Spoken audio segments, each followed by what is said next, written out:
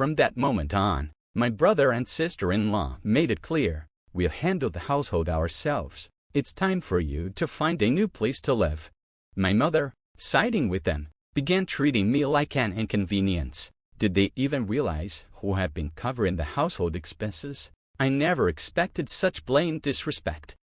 Deep down, I knew I had to take action. My name is Kinsley, a 30-year-old woman currently living in my parents' home after returning from college. I had initially pursued a corporate career to establish my independence, but the overwhelming challenges led me back home. While struggling with unemployment, I turned to remote work. With my background in science, I started freelancing in engineering, taking on small projects at first. The pay was modest, but the experience of working for myself was invaluable. Unlike a traditional job, freelancing allowed me to earn a decent income without excessive social interaction.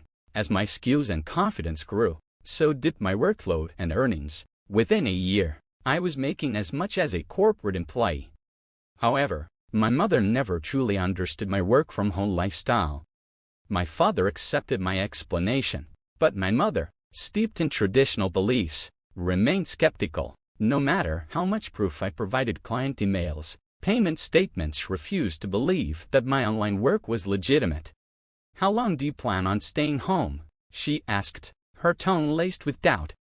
She even suspected I was involved in something shady or some obscure cult. No amount of reasoning could change her mind.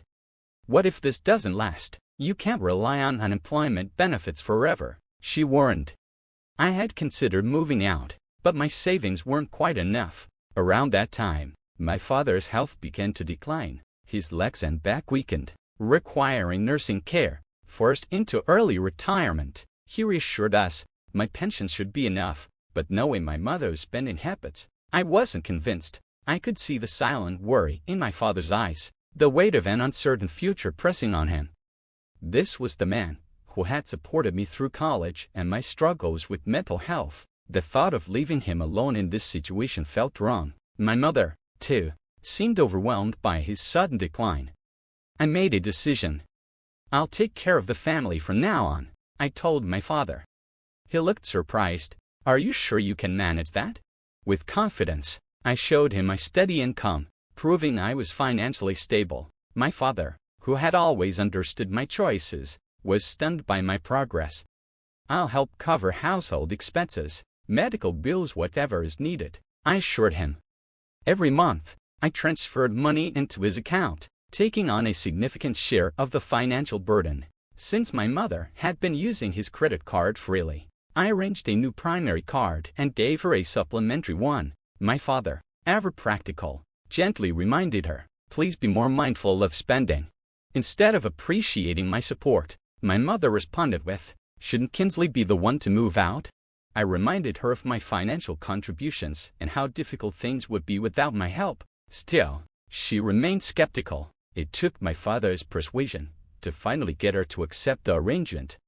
As time passed, I noticed a shift in my mother's attitude. She grew increasingly indifferent to my help, even taking it for granted. Her strictness intensified, her demands relentless.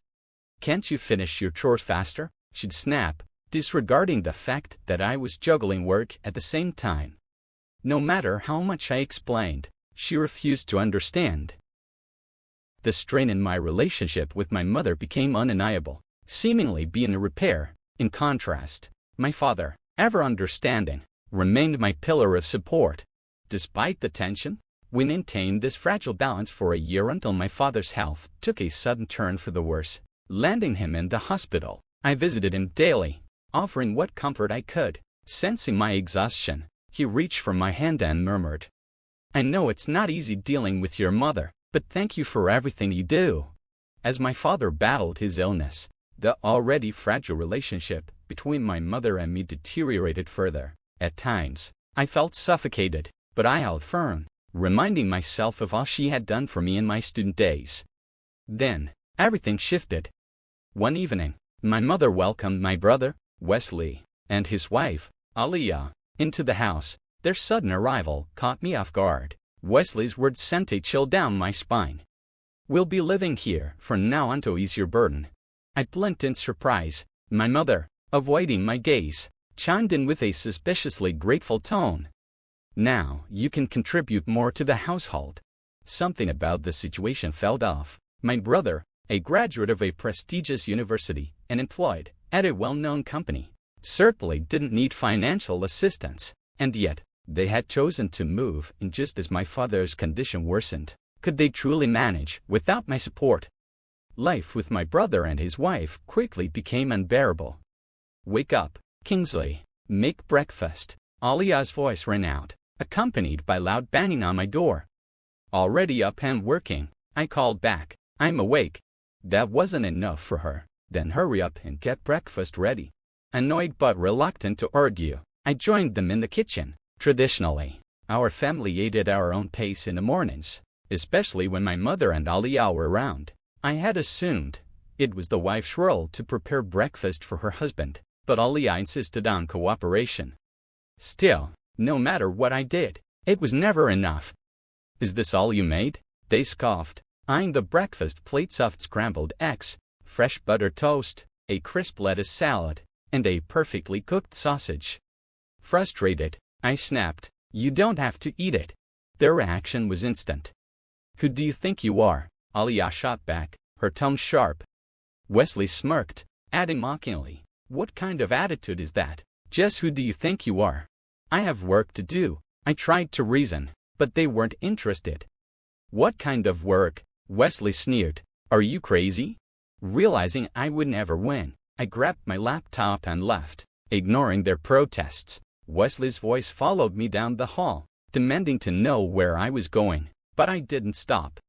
I needed space. I found myself at my father's hospital room. His face softened in concern as I entered.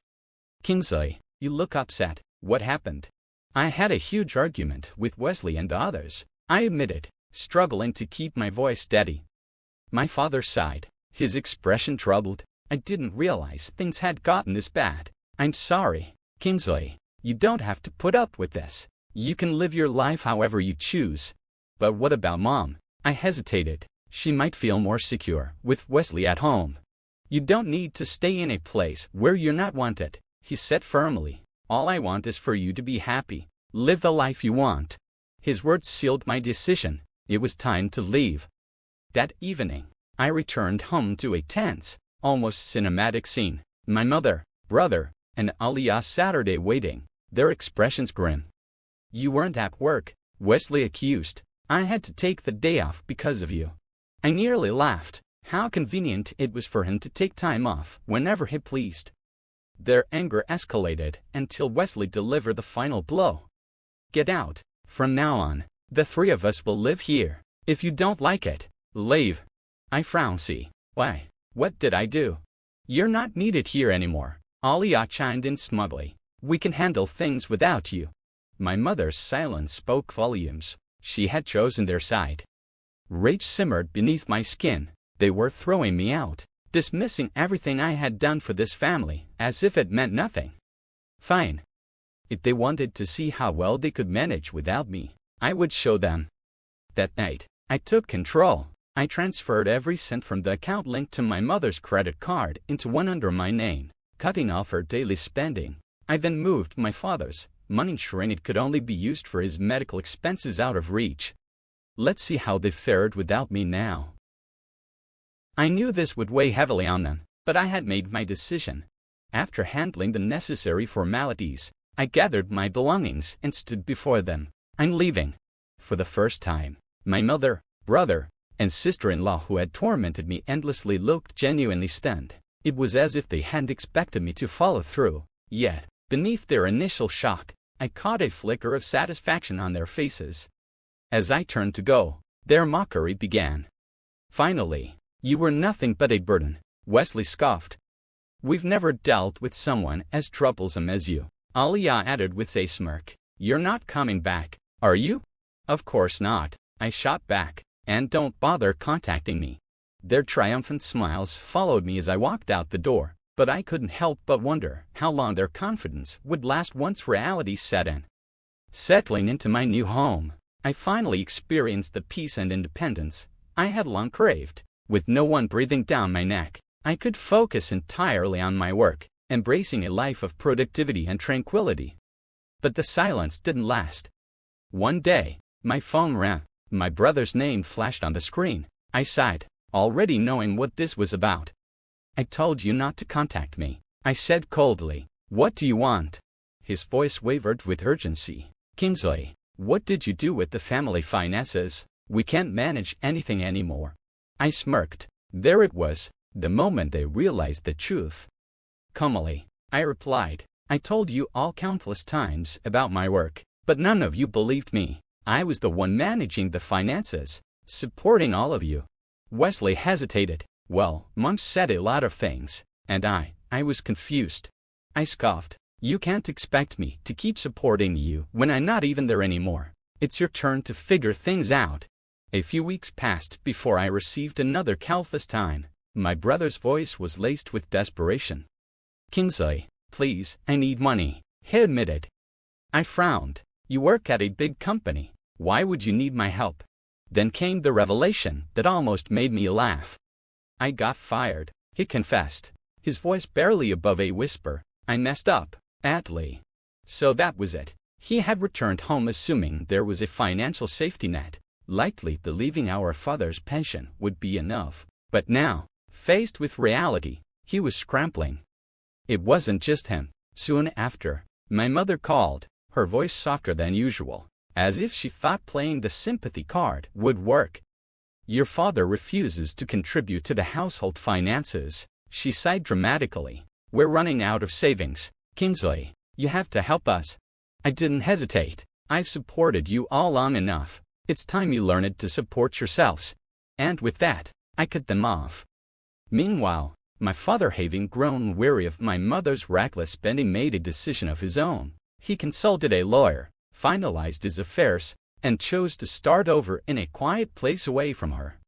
I visited him often, cherishing our time together. He seemed lighter, more at peace. As for my brother, word reached me through a mutual friend. Wesley had moved into a modest apartment, living frugally for the first time in his life. My mother, once used to being a homemaker with access to endless funds, now struggled to keep a job. Wesley, unaccustomed to deferring to younger colleagues, found it difficult to keep up in the workplace. Aliyah, unable to handle the stress of their dwindling lifestyle, eventually left him. That left my mother and Wesley alone, struggling under the weight of their own choices. I could have felt sorry for them, but I didn't. My focus was on my own life and growing my business, securing my future, and spending time with the one person who had truly supported me. My father and I shared many peaceful moments, free from the chaos of the past, and for the first time in a long time, I felt truly happy.